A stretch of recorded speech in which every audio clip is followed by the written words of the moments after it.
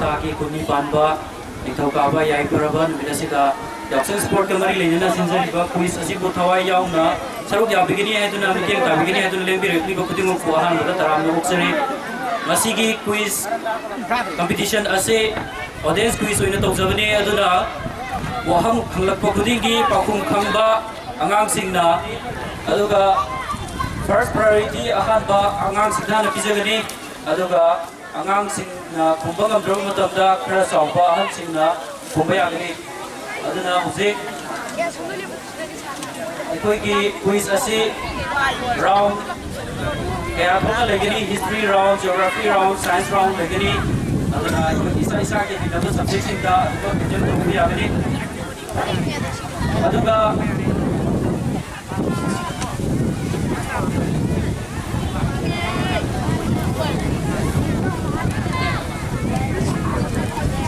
नासिं खुदिमकना खुदिमक पाखुमपिबा मोटनिना थाजै अदुना क्विज बु थवाई याउबिदुना लेबिरबिबा खुदिमक मोनमोना ताबिरो हजे क्वेश्चन हम बाउजरगे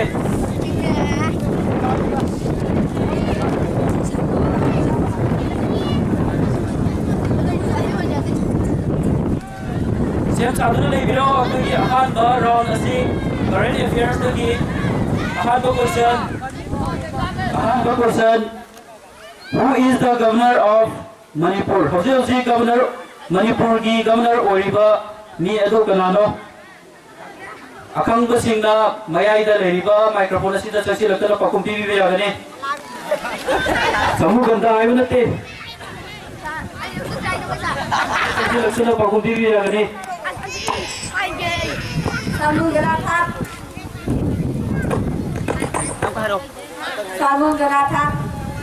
Samu Ganathan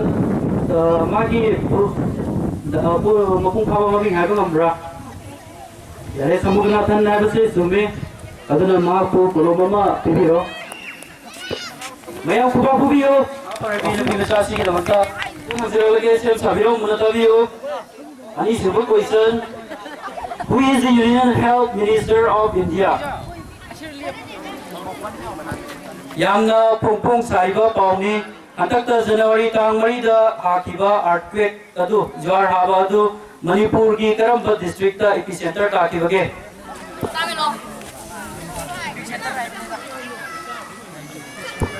epicenter ta akiba district adu gi maming Tamenglong ni sumena gi ming leithom adu ga father's name habiro mo adu ga price habiro ai gi ming ko na ko je ai gi pa maming na santi na ko je Kasih apa lagi? Belum lagi nak buat kasih biro.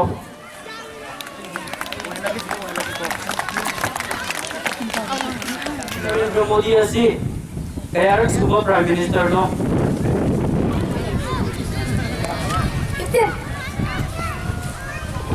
Yang semua paukum Rajawasi merangkum no bibi kere. Narendra Modi asi, tara mga semua Prime Minister ni. Belum bibi.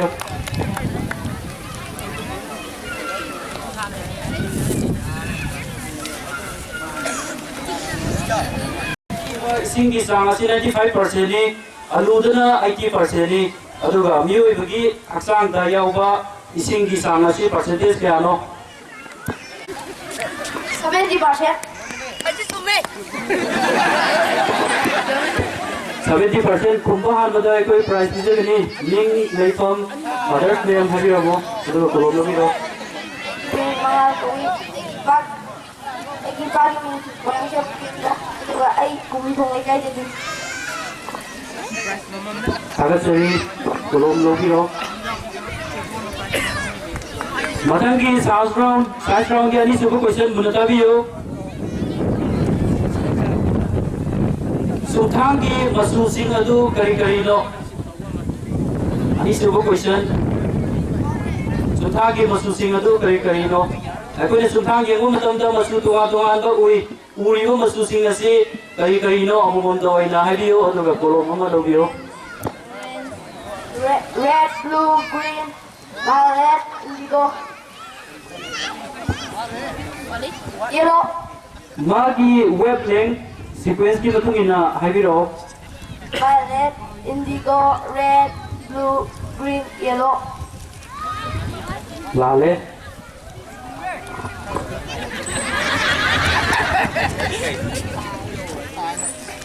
Habiro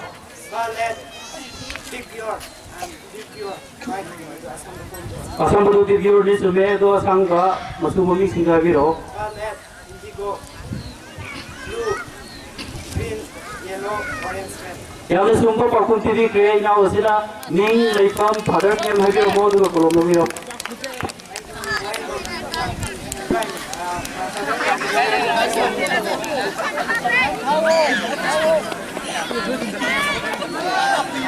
Nama teli hari itu mingsi nasi karam bawa makal ki mingsi no karam makal ki mirror no kan ke mirror lale Convex, I have convex. answer anira attempt to be ate amuk attempt to gitar ate tum thopiro matang kumbini ba tasin biro pe agani kanang ko pudong sawa bise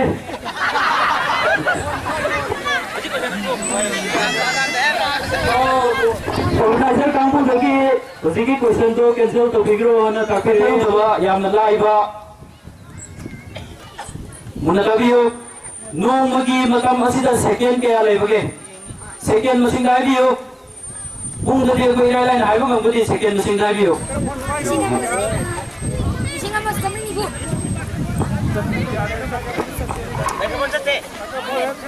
nate 90527. nate Semua ada. I 6400. hello ai koi karigumba khudong sa da bakara leiba dagi 8640 nate khajik tang wale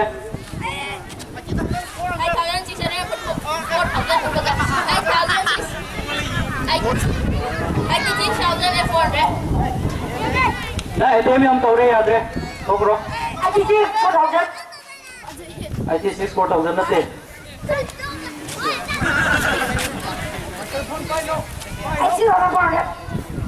86 86,400. Sume 86,400 wage to bene mala so ko bagum ti kre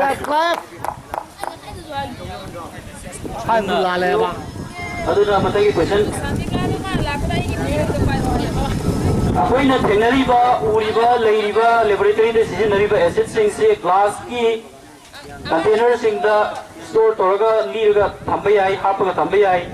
adubu acid amakhak lei hariba acid ase glass ta thamba ya te glass ta attack to we sathale aduna plastic to ina hape hariba question si answer anang ba kang bu ko kun di ga no noi ya da bom le aduna ne atai sing kumbang amtra ma tondona ko kumbi rani adu hariba acid sigi mami nasu ate acid sigi mami habiyo kari acid ba nate amta ta de nang acid mami do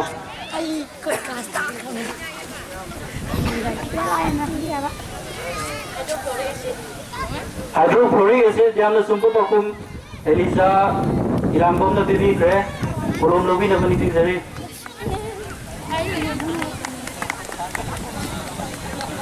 matangi question muna tabiyo ai koi ki prithvi ki uyom asida miyoi bele hinba yana na gi damakta numit yaw ba yamna harmful loiba khudong chi thon ba ya ba ray ultraviolet ray haibasibu chapsin duna thamori ba ozone hariba layer asi masida yariba ozone hariba gas asi ki molecular formula adu karino angedriba question asi ozone ki molecular formula karino angang singtana kudu jabi jege ozone ki molecular formula karino 3 yama sumbu perform tv kre yai thaba oinam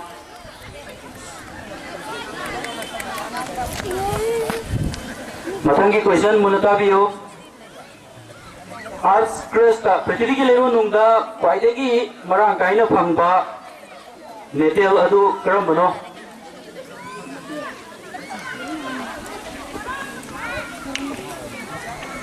अमुका हंजरके पृथ्वी की लेरो नुंग फंगबा खाई मरंग कायना फंगबा metal अदुगी ममिंग हाबियो bauxite bauxite तो ओर की ममिंग ने कितंग हेना Sumana metal ममिंग दोइन हाबियो नसी लगदोरे नंगी दो खसिकंग आए bauxite ते यावरिबा मेटल दुगी ममिंग हाबियो कोरिया नते मेटल ममिंग हंगबने बॉक्साइट हाबियो ते iron iron iron नते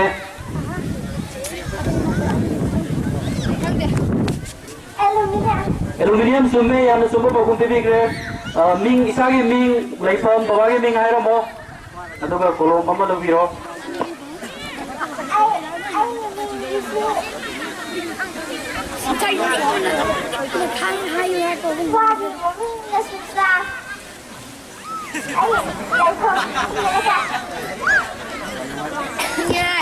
Yang nuajare takat cari kolom lobio, macam gitu. Bio bagi haksang da leriba digestive system, haina leriba sida bile kongba mahi ama thadok li, hai ribu bile asi haksang da leriba karamba organ na sungbono, bile sungbo organ tu kami habio. Liver, yang sungbo pakum merangkai mangal na bibi kre. Matang question muna tabiro scientific name ni hangsagaduri base loiriba haring koi asigi scientific name kari ko boge haring koi ki scientific name kari ko boge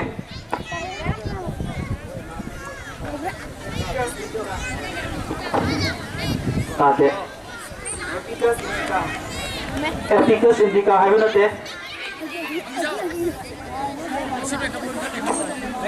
किसी का वाले सुंदर है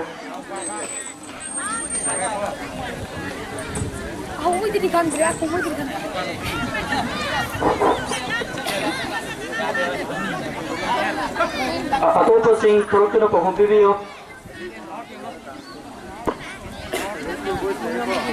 video Epis indica sume kalau mama logi juga Ming Laifam Babagi Ming Ada seri kolom lobiro Matangi question muna tabiro Prithvi asida lairiba jiba sing ase yamna sauba jiba su lei yamna pikpa jiba su lei mit uba ngamdaba yamna pikpa sel ama khaktang na saba जीव सिंह हाइबदे single cell organism सिंह असि करी हाइना कोबगे unicellular organism सुमे फकुम सुन पिबी ग्रे कोलो पिबी रो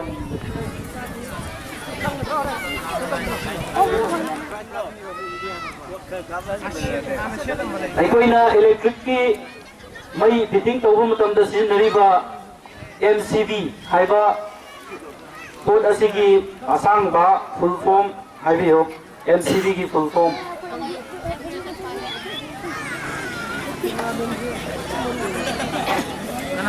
अखंबा अमा हेक्टर संबी रक्तर पकुम पीबी आगने असम बिदा अरुणाचल प्रदेश पु एपी अदुगा जम्मू एंड कश्मीर पु जेएनके अदुगा तोंगा तोंगान बसिंग लई मसिदगी एमपी हाइबसे करी हाइबनो यामना लाइव क्वेश्चन ने एमपी हाइबसे मध्य प्रदेश हाइबदे मतंगी क्वेश्चन मुनताबियो अकोइना हॉस्पिटल द चटप मतमदा तोंगा तोंगान बा नैना सिंग तोंगा तोंगान बा डिपार्टमेंट खाइदोगा लई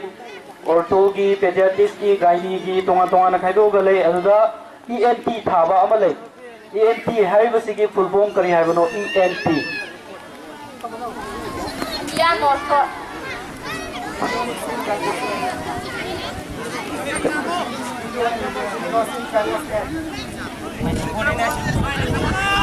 यार नोस तो सुमे बकुम असुम बोले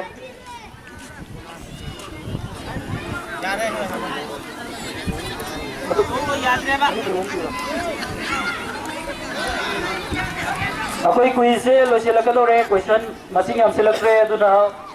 खरा थुजिनब तौरसे मथंगी क्वेश्चन LPG यामना लाइव क्वेश्चन नि LPG की फुल फॉर्म आबियो Liquid petroleum gas. लाले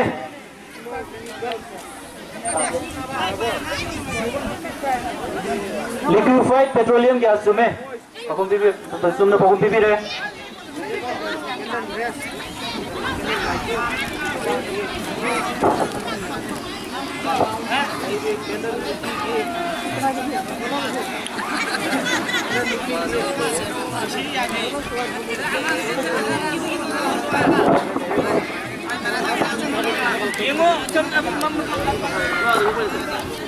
Abbreviation round की मथंग की क्वेश्चन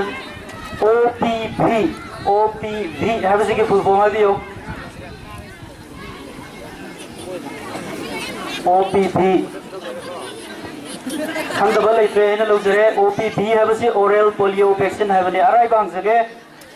अंगांग सिंगा ने पुदों चाव बीजे के खरखर चाव क्लास 3 की मथक सिम को कुम्पी भी रखिनो ICF है वैसे की full form करीनो ICF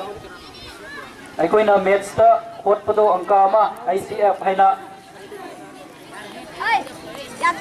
below class 3 की मखा दले छात्र सिंह ना बहुबी भी हने करीगुंबा 3 की मखा ता खंग तबो रबदी 3 दगी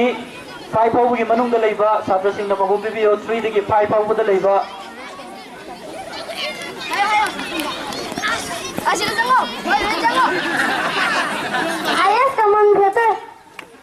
highest common factor सुमे कोलम हम लोग बिरो माँ की मम्मी रोहित इथाई लगी ने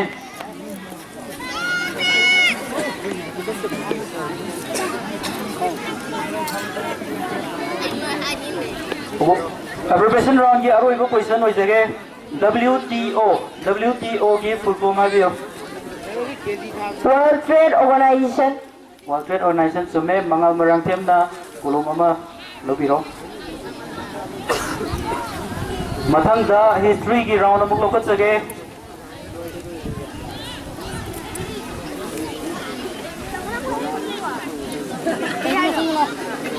हिस्ट्री की अहम क्वेश्चन अहम नुपी लान असी करम्बा सोक्ता होकी बगे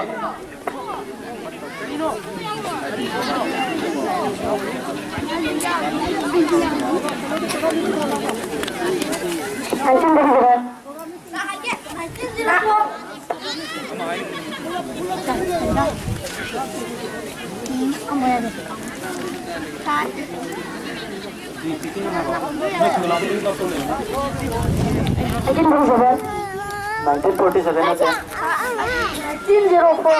1904 सुमे कोलम लोबिरो लाइट्रम ललित सिंह मथंग की क्वेश्चन महात्मा गांधी ने सीखिबा सोक तारीख अदो हाबियो 1948. तारीख अमसुंग था 30 January. 30 जनवरी अमसुंग पकोम बिबिरे कोलम हम लोबिरो अदुगा हिस्ट्री राउंड की अरोई क्वेश्चन हो सके सेंचुरी है बसे सही सामने साई डिकेट है बसे टाइम पीरियड क्या नो क्या हम सांग बगे मतम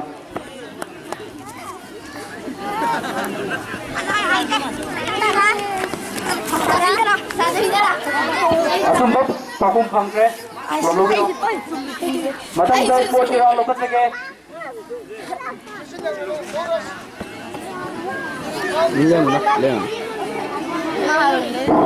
स्पोर्ट राउंड की अहम क्वेश्चन 2022 दा वर्ल्ड कप करम बलेबाका ताबगे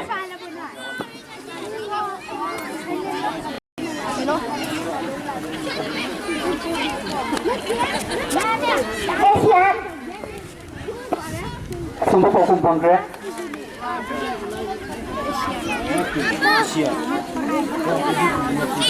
मथंगी स्पोर्ट राउंड के अनी सुबह question Ahaan FIFA world cup करम बलेबाग ना लौकिबगे चैंपियन रुगे मोय अनी मा कोलम बिबिरो समना ना हाय रे उपाय लेते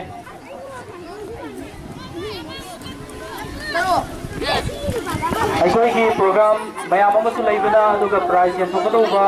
अतै अतै उत्कदोबा प्रोग्राम मयाम अम लेबना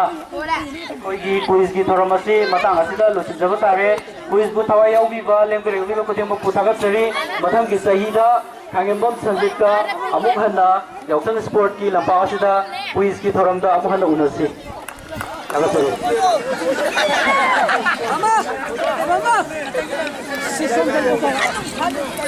Makon